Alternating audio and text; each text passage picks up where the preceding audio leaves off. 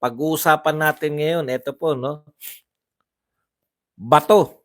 Medyo nagalit na po sa HOR at saka sa PNP dahil po sa treatment nila dito kay Colonel Grijaldo. Una na nagalit yan kay Wilkins, di ba? Ngayon naman kay Grijaldo. Grabe po pala, may picture po si Grijaldo na may tama pa sa balikat. Grabe, kaya po galit na galit si Bato no? Sabi niya nga, kung siya yung PNP chief, hindi niya papayagan na yung mga general niya ay ginaganyan ng Quadcom. Pag-uusapan din po natin, ito po, no, pumayag po ang COMELEC na tuloy ang pamimigay ng ayuda kahit po sa election period. Wala na po talaga. No? Pag natalo pa kayo, kayong mga kakampi ng COMELEC, ewan ko na lang. Kaya talagang, okay. Pag-uusapan din po natin, ito pong si Grace po, pinagtanggol pa rin po yung pagdadagdag ng DPWH. Tandaan nyo po no, kung bakit po nila siniro yung PhilHealth. No? Yan po yung parusa nila sa PhilHealth.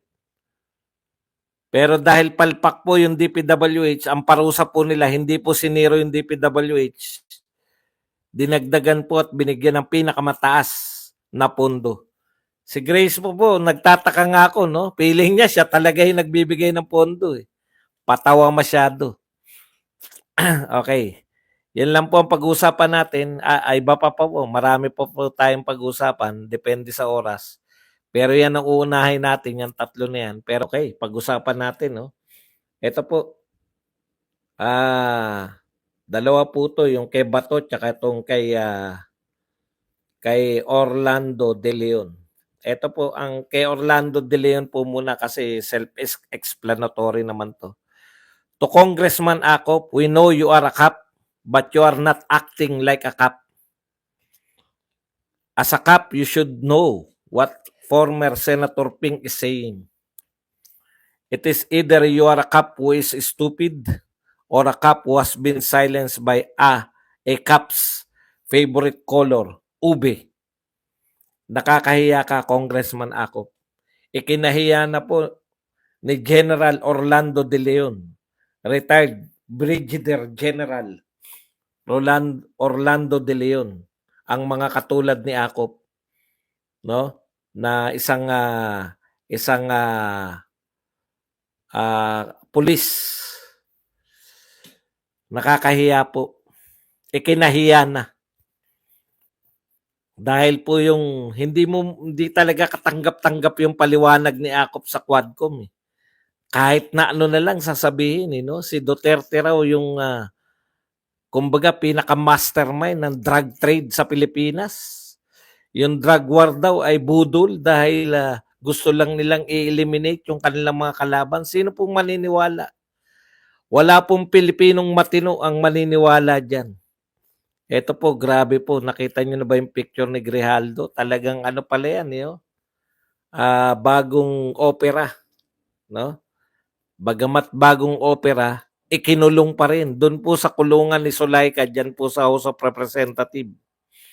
Sabi po ni Ronald Bato de la Rosa, alam niyo po, mga dating general po itong mga nagsasalita, no? Mga honorable generals na retirado, yung iba ay senador, senador.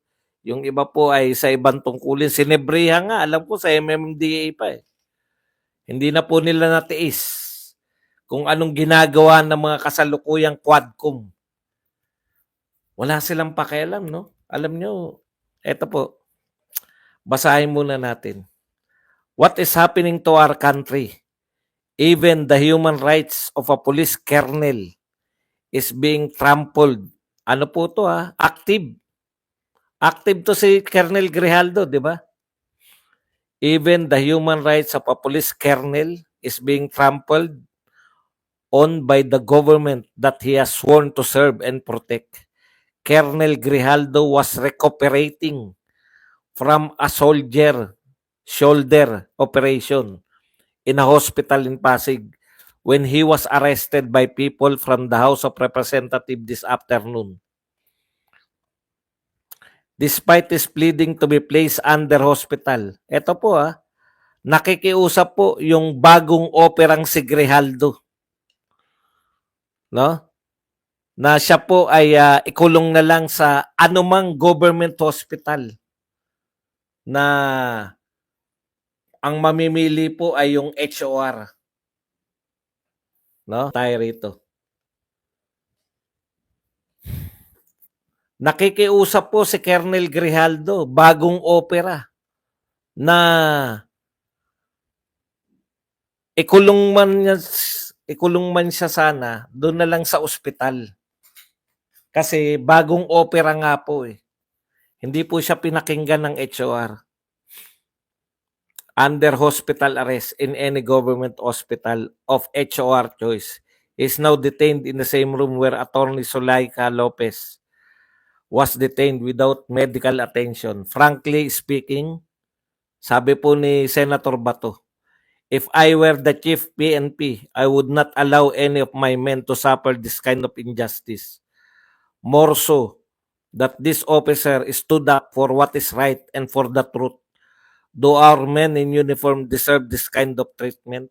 Alam niyo po, sa totoo lang, kaya pinag-initan to, di ba? Kasi kumanta siya na yung binibigyan siya ng script.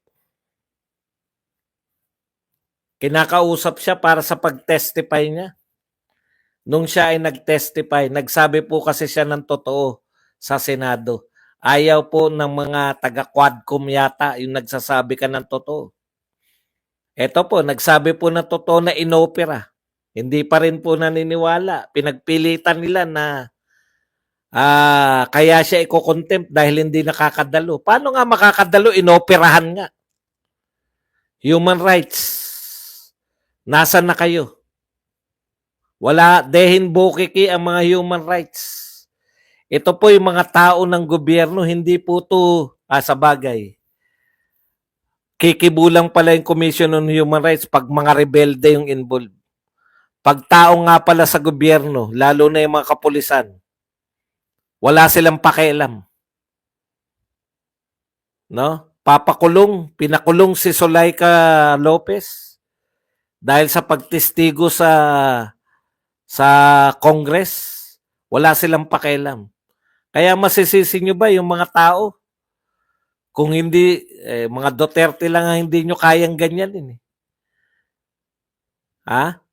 Masisisi nyo ba na pag may iniimbitahan kayo, mas gusto pa magtago na lang kaysa pumunta dyan sa inyo? Iko-contempt nyo lang Grabe.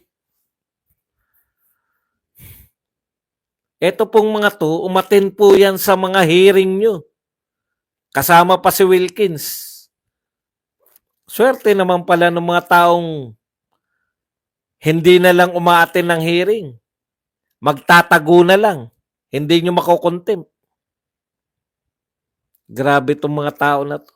Wala na kayong pakundangan sa human rights.